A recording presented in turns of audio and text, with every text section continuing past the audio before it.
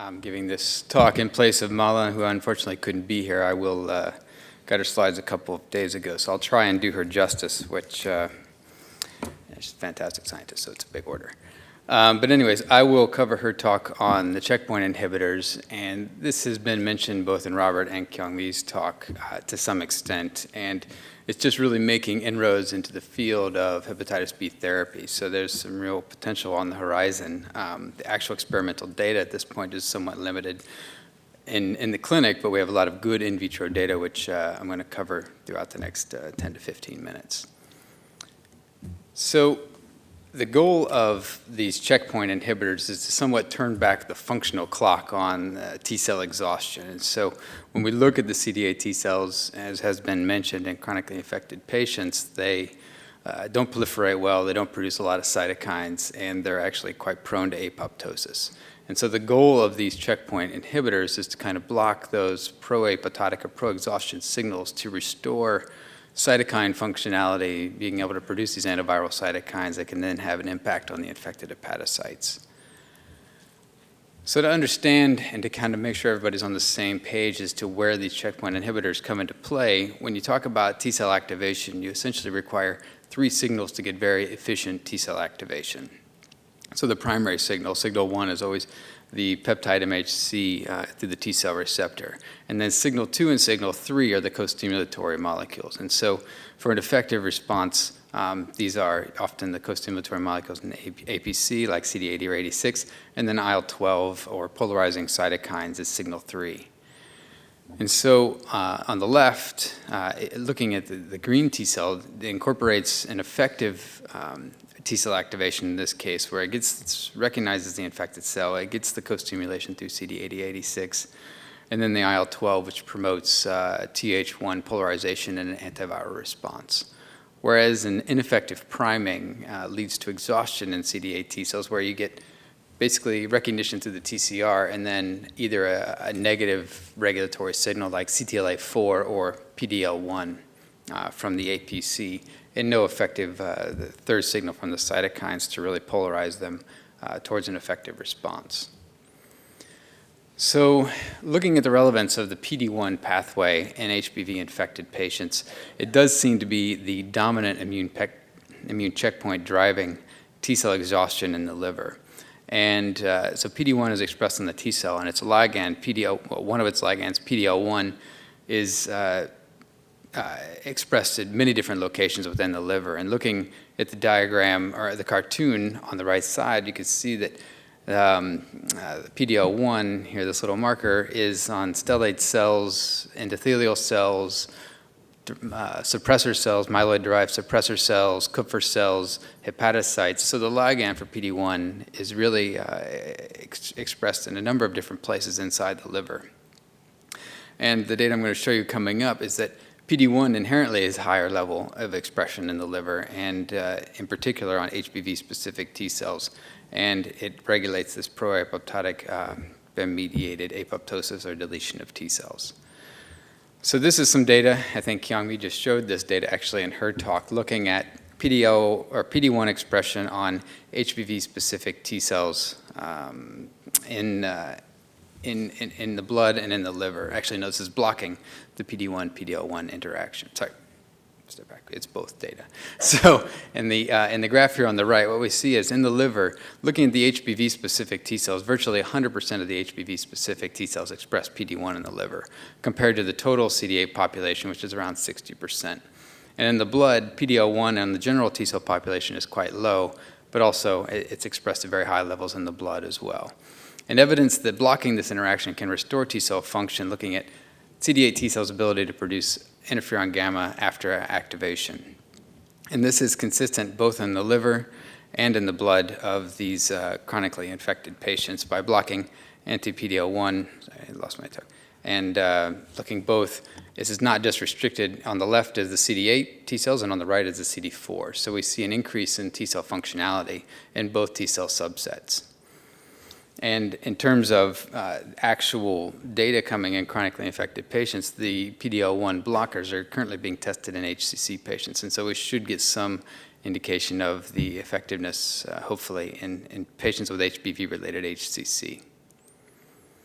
There's also some pretty solid data in the woodchuck model of chronic hepatitis virus infection, where if these woodchucks, chronic infection is established in the woodchucks, and then in combination with antiviral drugs, therapeutic vaccination, and then a PD-1, PDL-1 blockade at the end of the treatment window, you can actually see in these woodchucks sustained loss of HBs antigen in the serum. So there is some good experimental evidence here to suggest that this could be an effective pathway.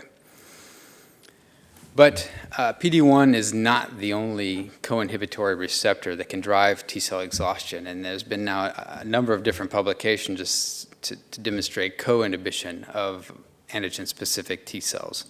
And this can come in the form of, in particular for hepatitis B, CTLA-4 and TIM3 have been well characterized.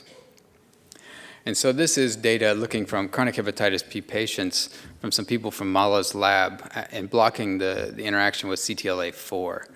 And you can see the CTLA-4 blocking is in the blue bars in this case. In a majority of these patients, if you block CTLA-4, you can further boost the interferon gamma frequency in the CD8 T cell population, suggesting that there's another co-inhibitory pathway that might be blocked.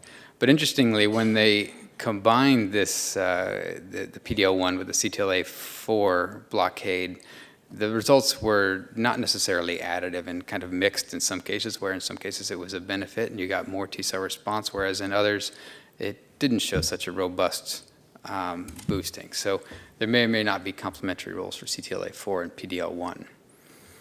The other inhibitory receptor that's been quite well characterized also by Mala's group is this TIM3 galectin-9 pathway.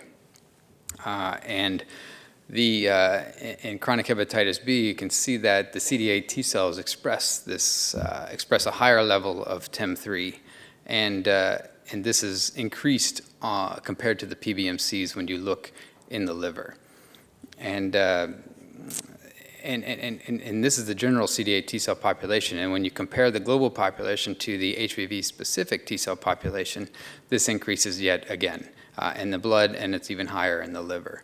And this is important. The Kupffer cells in the liver are expressing the ligand galectin-9, and it's been shown that if you can block this interaction, similar to the other co-inhibitory receptors, that you can help restore T cell function. So there is potentially a number of inhibitory pathways that could be blocked to boost the antiviral T cell response in chronic hepatitis B. There is this kind of hierarchy of response, and for the HBV-specific T cell blockade, it's really dominated by PD-1, PDL-1 expression in the interaction. So blockade of inhibitory receptors is one way to modulate the T cell response through this checkpoint inhibitors, and that may restore some of this. But the other option is to maybe focus on co-stimulation, so getting to the other signal 2 or potentially a signal 3. And so there are co-stimulatory molecules that can be focused on, or as I mentioned before, the IL-12, the cytokines that boost T cell responses. And this has also been a study from Mala's lab looking specifically at signal 3 and IL-12's ability to restore the antiviral T cell response in chronically infected patients.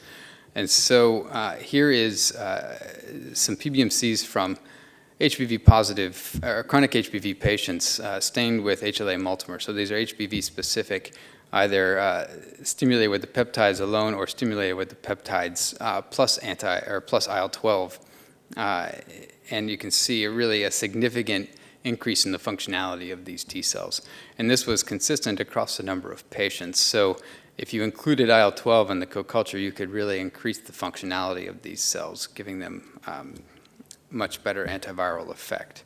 And another effect of exposure to IL-12 was not only the increased interferon gamma production, but it was reduction in PD-1 expression on these cells. And so in the graph here, this is 2 different times of exposure of IL-12 in this case. And so in these HBV patients, the PD-1 MFI is displayed here on the y-axis, and co-culture with IL-12 reduced this both after overnight exposure directly ex vivo or even after 12 or 10 days expansion in vitro. So this is another effect of modulating the T cell function with cytokine exposure.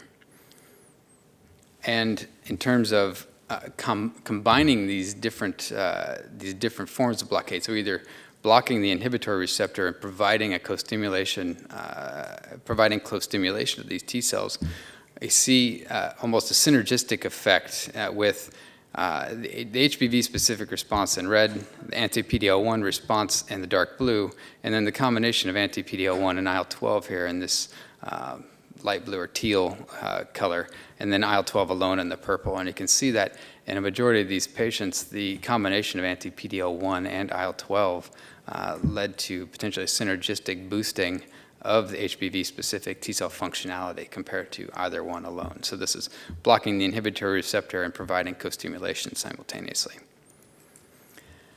So the surface receptors and cytokines are certainly an aspect of checkpoint blockade and immunomodulation, but there are also other effects that the exhausted T cells display, and particularly the epigenetic defects that were briefly mentioned, and also there's metabolic or mitochondrial defects that have been observed in exhausted T cells.